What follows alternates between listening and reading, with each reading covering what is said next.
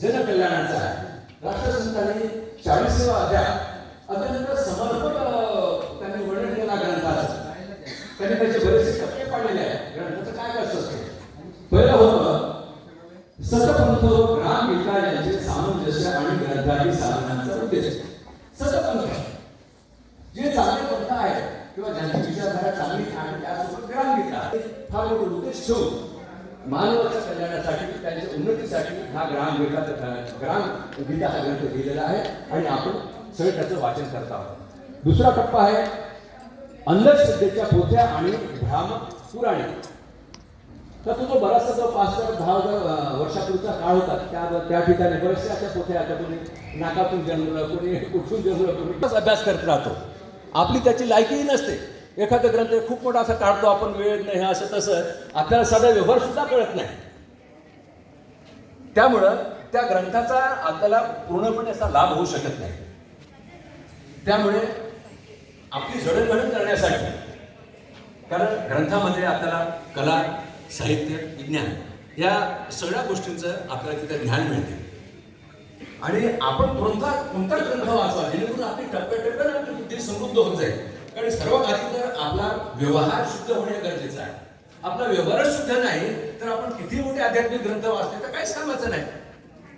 त्यामुळे वंदनीय महाराजांनी आपण कोणते ग्रंथ वाचले पाहिजे जेणेकरून आपली बुद्धी टप्प्याटप्प्याने समृद्ध होत जाईल आणि आपण तर अशा प्रकारचे आपण ग्रंथ वाचून आपण आपल्या जीवनाचं कल्याण केलं पाहिजे. ग्रंथ प्रचिती, गुरुप्रचिती आणि नंतर आत्मप्रचिती हे 3 टप्पे आहेत. कारण आधी चांगले ग्रंथ वाचावे लागतात, त्यानंतर चांगल्या सद्गुरूंच्या संपर्कात राहावे लागते, त्यानंतर आपल्याला आत्मज्ञान प्राप्त होते. आपण वैयक्तिक समष्टीमध्ये आपण सर्व आपला सगळं समाज राष्ट्र परमेश्वरीमध्ये ती अंतिम व्यवस्था झाली. तर ह्या सगळ्या बाबी आपल्याला कळल्या पाहिजे.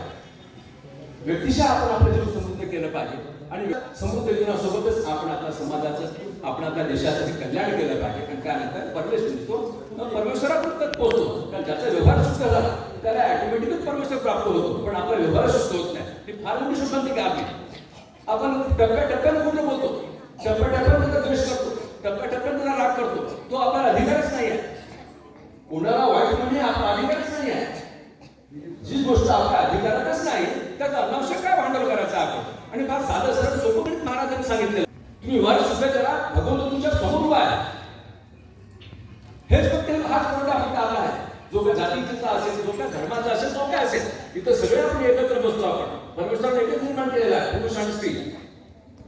हेच अंतिम सत्य आहे. ते तेव्हा सत्य होतं, ते आजचं सत्य तेच आहे. पण त्याचा अनावश्यक आपण अवलंबन करून आपण परस्परात भेदाची भावना निर्माण करतो आणि हेच आपल्याला पापाचं आपल्याला हे आपण त्याला कारणीभूत होतो.